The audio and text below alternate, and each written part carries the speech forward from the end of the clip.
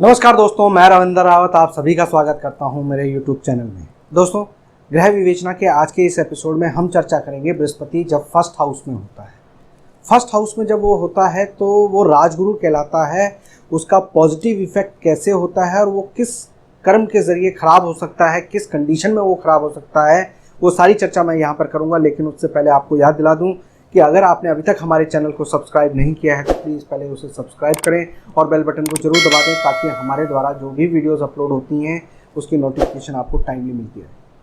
दोस्तों, बृहस्पति जब first house में होते हैं तो हमको उसके अच्छे या नेगेटिव प्रभाव देखने के लिए, उसका फलित करने के लिए आपको इस घर के कारक ग्रहों को सबसे पहले पकड़ना पड़ेगा और उनसे बृहस्पति को कनेक्ट करके देखना पड़ेगा। तो बृहस्पति जब सूर्य से मिलेंगे तो राजगुरु कहलाएंगे, यानी सूर्य की हैसियत वाले राजा की भांति अपना एक इमेज लिए हुए।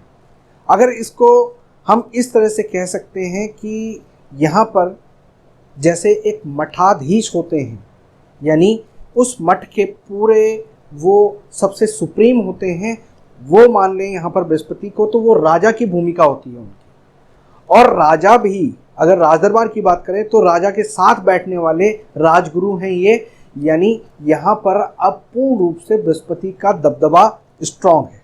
सूर्य को अगर हम शेर मानते हैं तो यहाँ पर बृहस्पति बब्बर शेर है, यानी पूरी ताकत, शेरों का शेर।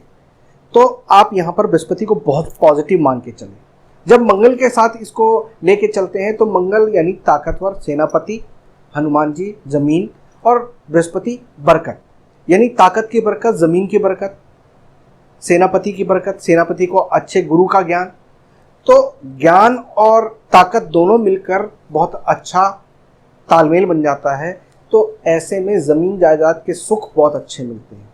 यानी अगर यहाँ पर राजदरबारी बात करें तो वो बहुत अच्छा, नाम शोहरत की बात करें तो वो बहुत अच्छा, सूर्य पिता बड़े बुजुर्ग उनकी बात करें तो बहुत अच्छा। और यहाँ पर अगर हम आपके यार दोस्तों की बात करते हैं, मंगल कार्यों की बात करते हैं, ज़मीन की बात करते हैं, बरकत की बात करते हैं, तो वो सारी चीज़ भी बहुत अच्छी। अब जब ये सब कुछ अच्छा है तो खराब कैसे हो सकता है? दोस्तों, बृहस्पति खुद ज्ञान है।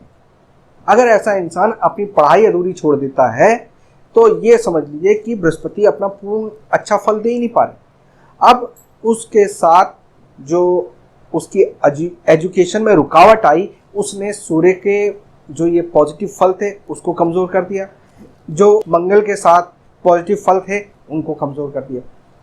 यानी बृहस्पति से इन दोनों को बल मिल रहा था, बृहस्पति खुद कमज़ोर हो गए तो इन दोनों को भी बल नहीं मिला। यानी अगर बृहस्पति यहाँ पर लगन में बैठा हुआ है और ऐसा इंसान पढ़ाई अधूरी छोड़ देता है तो ये बृहस्पति के पहला पॉइंट है कि नेगेटिव की निशानी।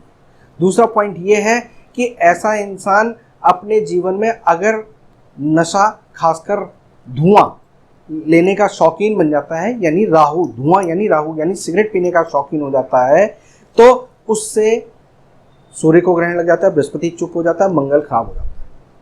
यानी फर्स्ट हाउस में अगर ऐसा इंसान एजुकेशन छोड़ता है या धुएं को ग्रहण करता है, यानी स्मोकिंग शुरू कर देता है, तो उसका बृहस्पति खराब है। दोस्तों, यहाँ पर पहले घर के लिए जो पांचवा घर है वो संयोग का घर है और पांचवें घर का ये फर्स्ट हाउस बुनियाद है।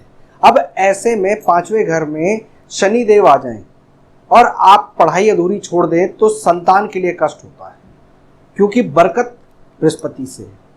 अब आपने पढ़ाई छोड़ दी, यानी बृहस्पति को कमज़ोर कर दिया, जिसके कारण शनि जो पांचवें घर में संतान का काम लेकर बैठे हुए हैं, संतान में कहीं पर उन्होंने अपना इफेक्ट देना है, तो वो बृहस्पति के कमज़ोर होने के कारण वहाँ पर खराबी आ जाएगी, संतान से आपको परेशानी आएगी।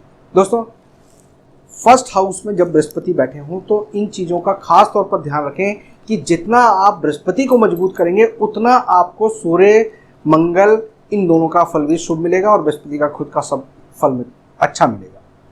बृहस्पति फर्स्ट के लिए कहा गया है, जितनी अच्छी शिक्षा उतना अच्छा धन। यहाँ पर इस बात को हमेशा ध्यान रखें।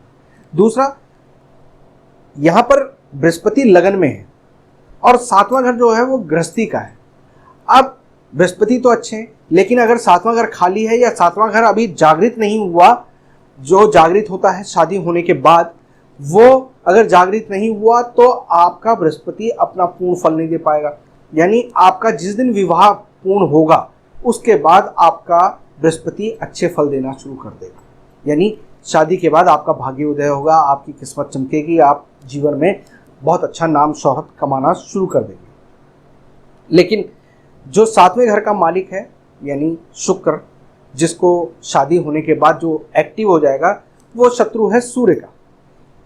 पिता के साथ अब शुक्र की वजह से नहीं बन पाएगी। यानी ऐसा इंसान अगर पिता के साथ पहले काम कर रहा है तो वो शादी के बाद अलग हो जाएगा या कुछ नया काम शुरू कर देगा, पिता से हटकर काम करना शुरू कर देगा। तो ये इस तरह से कॉम्बिनेशंस को आपको देखना होगा, तब आपको समझ में आएगा कि बृहस्पति किस तरह से अपना पहले घर में प्रभाव देता है।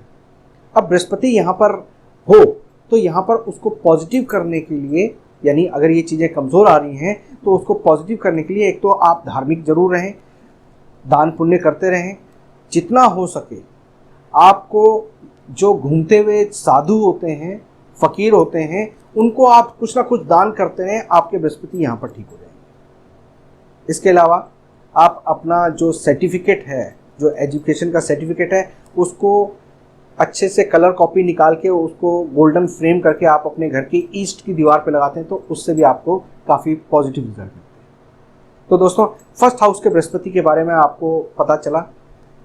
किसी भी तरह का और कोई सवाल हो, डाउट हो तो आप हमें कमेंट बॉक्स में लिखें, देर सवेर हम उसका जवाब जरूर देंगे। अगर ये वीडियो पसंद आई हो तो इसको लाइक और शेयर करें। किसी भी तरह का कोई हमारे लिए सजेशन हो तो वो भी कमेंट बॉक्स में ज़रूर लिखें। फिलहाल मैं अपनी वाणी को विराम देता हूँ। नमस्कार।